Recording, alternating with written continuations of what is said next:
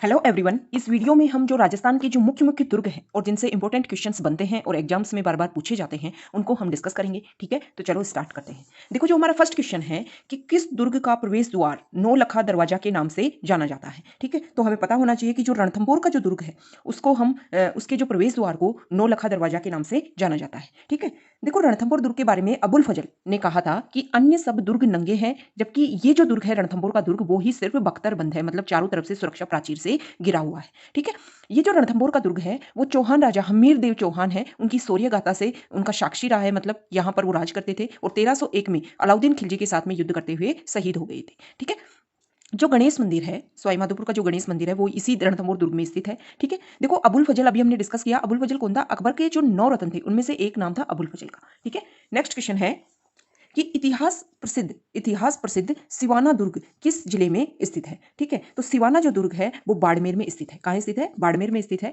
देखो, जो बाड़मेर में जो सिवाना दुर्ग है वो 56 का पहाड़ है बाड़मेर में, एक उस पर्वतीय क्षेत्र पर स्थित है, इसलिए ये गिरि दुर्ग की श्रेणी में आता है। किस श्रेणी में आता है? गिरि दुर्ग की श्रेणी में आता है। ठीक है, ये वाला जो सिवाना जो दुर्ग है इसको अणखलो सिवाणु भी बोलते हैं। क्या बोलते हैं? अणखलो सिवाणु के नाम से भी सिवाना दुर्ग को नाम जाना जाता है। ठीक है, यहाँ पर इस दुर्ग के आसपास कुमट नाम की झाड़ी बहुत ज्यादा मिलती है। सिवाना दुर्ग के पास में कुमट झाड़ी बहुत ज्यादा मिलती है, इसलिए इस दुर्ग को कुमट दुर्ग के नाम से भी जाना जाता है। ठीक है, हमने डिस्कस किया सिवाना दुर्ग को अणखलो सिवाणु के नाम से भी जाना जाता है। ठीक है, और कुमट दुर्ग के नाम से भी जाना जाता है। इस दुर्ग का निर्माण परमार वंश का वीर नारायण कोई राजा हुआ था, उन्होंने करवाया था। ठीक है, वीर नारायण ने इनका निर्माण करवाया था। नेक्स्ट क्वेश्चन है कि सोनारगढ़ दुर्ग है। ठीक है, तो सोनारगढ़ जो दुर्ग है उसको सोनागढ़ के नाम से भी जाना जाता है, सोनागढ़। ठीक है, और ये धान्व दुर्ग है। ठीक है, धान्व दुर्ग क्या होता है? जिसको मरु दुर्ग भी बोलते हैं। ऐसा दुर्ग जिसके चारों तरफ रेगिस्तान फैला हुआ हो उसको बोलते हैं धान्व दुर्ग। ठीक है, ये सोनारगढ़ जो जैसलमेर का जो किला है उसको उसी का नाम है सोनारगढ़ दुर्ग। इस किले का जो निर्माण है वो 1155 ईस्वी में जैसल राजा हुआ था, जैसल भाटी, उसने शुरू करवाया था। लेकिन बाद में इस किले का ज्यादातर जो काम है वो सालीवाहन दित्य, मतलब इस जैसल भाटी का ही बेटा हुआ सालीवाहन दित्य, उन्होंने इस किले का पूर्ण काम करवाया था। जो सोनारगढ़ दुर्ग है, मतलब जैसलमेर का जो किला है, उसके बारे में एक कहावत है कि यहाँ पत्थर के पैर, लोहे का शरीर और काठ के घोड़े पर अगर कोई बंदा सवार होकर आता है तो वो ही यहाँ पहुंच सकता है। ठीक है, नेक्स्ट क्वेश्चन है कि बीकानेर का प्रसिद्ध किला का निर्माणकर्ता किसे कहा जाता है। ठीक है, तो बीकानेर का जो किले का निर्माण है वो बीकानेर के राजा हुए थे राय सिंह, उन्होंने करवाया था। ठीक है, ये जो बीकानेर का किला है इसकी चारों तरफ की जो बाउंड्री है वो ज्यादातर लाल पत्थरों से बनी हुई है, इसलिए बीकानेर के किले को लालगढ़ किले के नाम से भी जाना जाता है। ठीक है, ये जो दुर्ग है, जो बीकानेर का जो किला है वो मरु दुर्ग, क्योंकि बीकानेर रेगिस्तान वाले क्षेत्र में आता है, धानमन दुर्ग और भूमि दुर्ग, मतलब एक ही तरह से किसके ऊपर? ग्राउंड के ऊपर, मैदानी भाग के ऊपर ही बना हुआ है, मतलब किसी पठार पहाड़ के ऊपर नहीं बना हुआ है बीकानेर का किला। रायसिंह ने 1589 ईस्वी में इसकी क्या रखवाई थी? नींव रखवाई थी। ठीक है, नेक्स्ट क्वेश्चन है कि कुंभलगढ़ की दीवार की लंबाई कितनी है। तो कुंभलगढ़ की जो दीवार की लंबाई है वो 36 किलोमीटर लंबी है। ठीक है, ये दीवार इतनी चौड़ी है, कुंभलगढ़ की जो दीवार है ना, किले की जो दीवार है वो इतनी चौड़ी है कि 8 घुड़सवार एक साथ इस पर एक साथ चल सकते हैं। ठीक है, ये कुंभलगढ़ का जो किला है इसका निर्माण करवाया था महाराणा कुंभा ने। ठीक है, इसी कुंभलगढ़ के किले में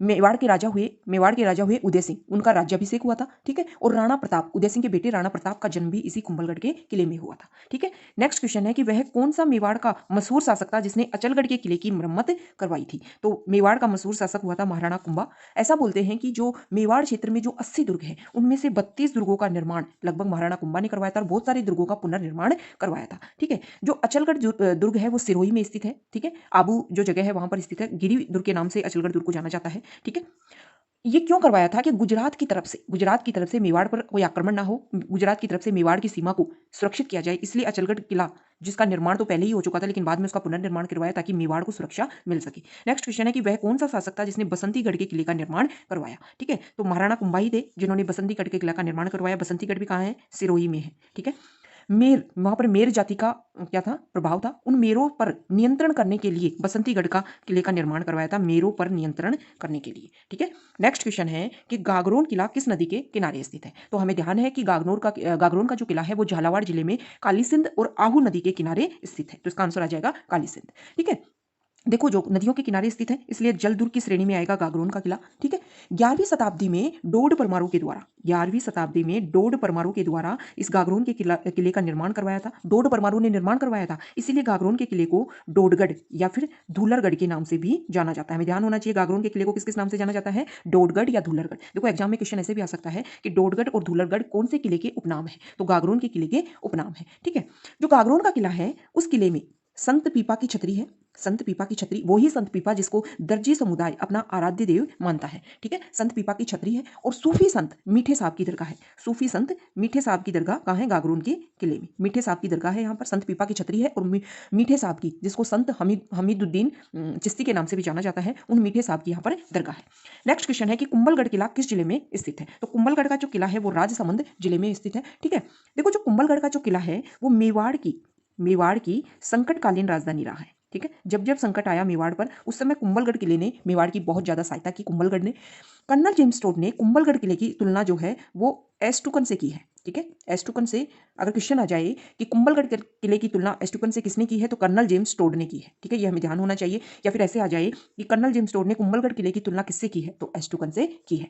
नेक्स्ट क्वेश्चन है कि प्रसिद्ध लोहागढ़ किला किस जिले में है, ठीक है। देखो, जो लोहागढ़ किला है वो भरतपुर जिले में स्थित है, ठीक है। इसका निर्माण, लोहागढ़ किले का निर्माण जाट राजा सूरजमल के द्वारा किया गया था, ठीक है।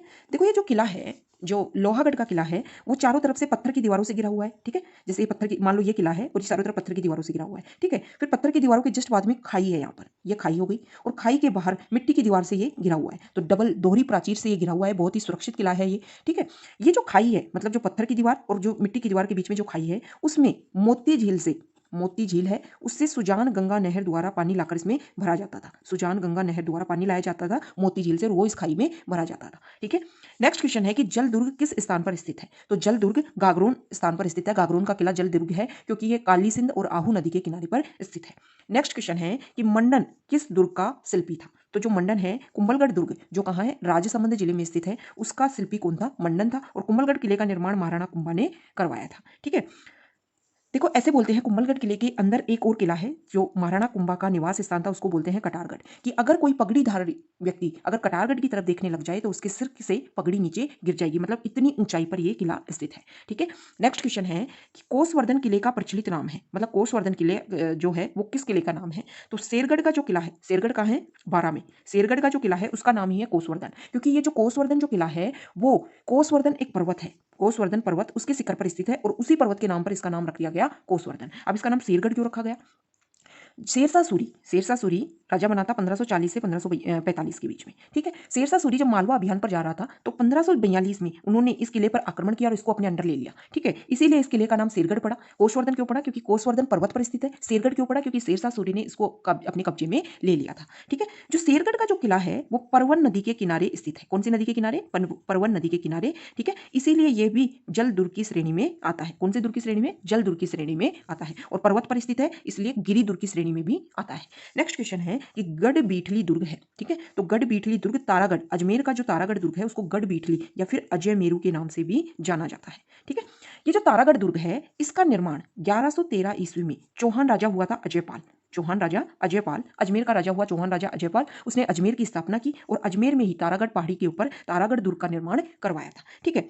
ये जो तारागढ़ दुर्ग है, देखो हमने जो गागरोन का किला है उसमें भी हमने डिस्कस की कि वहां तो थी मीठे साहब की दरगाह, और यहाँ है तारागढ़ जो अजमेर है वहाँ है मीरा साहब की दरगाह, संत मीरा साहब की दरगाह है, ठीक है। उसको मीर सैयद हुसैन खिंगस ख्वार भी बोला जाता है, ठीक है।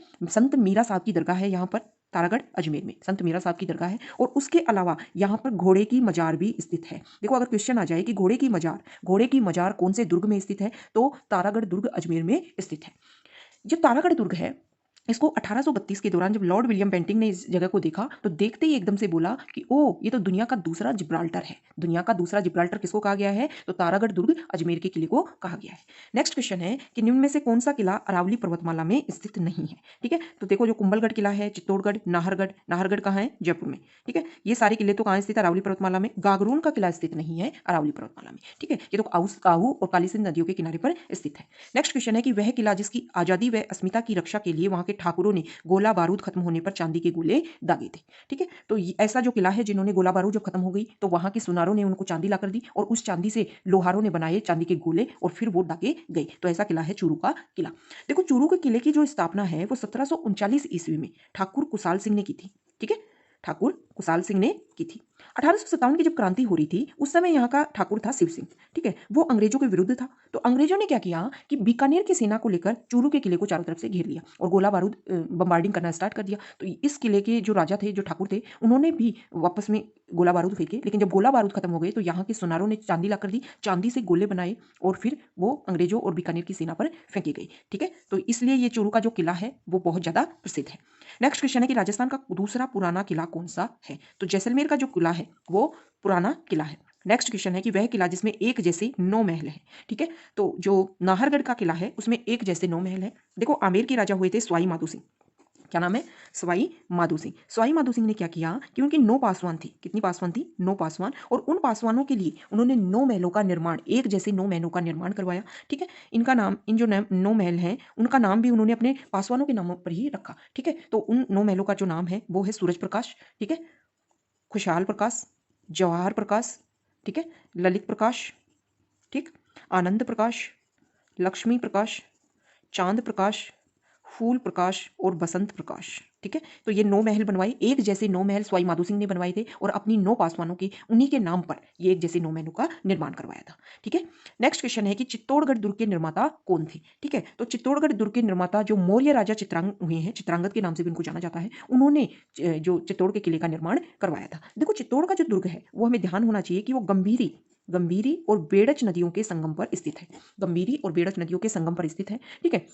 देखो चाणक्य ने दुर्गों की 4 प्रकार बताई और शुक्र ने दुर्गों के 9 प्रकार बताई। अगर उनमें से धानवंत दुर्ग को छोड़ दिया जाए तो और सारे दुर्गों की विशेषताएं इस दुर्ग में आती है, ठीक है। धानवंत दुर्ग क्या होता है? ऐसा दुर्ग जो चारों तरफ से मरुस्थल से घिरा हुआ हो। तो चित्तौड़गढ़ वाले किले के आसपास मरुस्थल तो है नहीं, तो सिर्फ धानवंत दुर्ग एक श्रेणी है। उसको अगर छोड़ दिया जाए तो सभी प्रकार के जो दुर्गों की श्रेणियां हैं, दुर्गों की जो कोटियां हैं, उसमें चित्तौड़ दुर्ग फिट बैठता है, ठीक है।